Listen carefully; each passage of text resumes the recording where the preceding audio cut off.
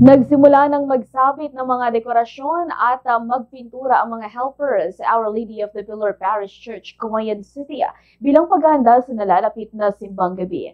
Nagsimula ang pagsasabit ng dekorasyon at paglilinis kahapon at posibleng matapos bukas kung kailan inaasahang gaganapin ang Christmas lighting.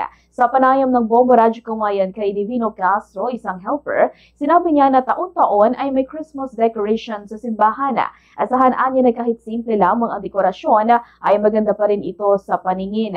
Mananatiling bukas ang mga dekorasyon tuwing gabi, subalit maghihigpit sila sa pagpasok sa simbahan tuwing 10 oras ng gabi upang maiwasan ang anumang hindi kanais-nais na pangyayari. Samantala, nakipag-ugnayan na rin ang simbahan sa hanin ng pulisya at POSD upang matiyak ang seguridad ng mga magsisimba at upang makontrol ang parking area. Dagdag pa niya malinis na daratnan ang ng mga debotong Katoliko ang simbahan kaya nararapat lamang na iwanan din itong malinis. Mayroon kasing ilang nagdadala ng pagkain sa loob ng simbahan at iniiwan na lamang ang kanilang kalat maging ang mga bubble gum.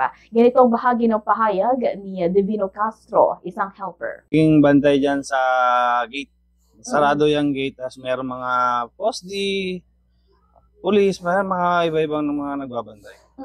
Nag-start Lunes. And hanggang ngayon po? Hanggang ngayon. Revision natin sa loob, pinipinturahan na. At pag kami ay magbibigay ng advice sa inyo, yung siyempre sa maraming tao na pupunta sa simbahan ng simbang gabi, ingatan natin yung mga gamit natin.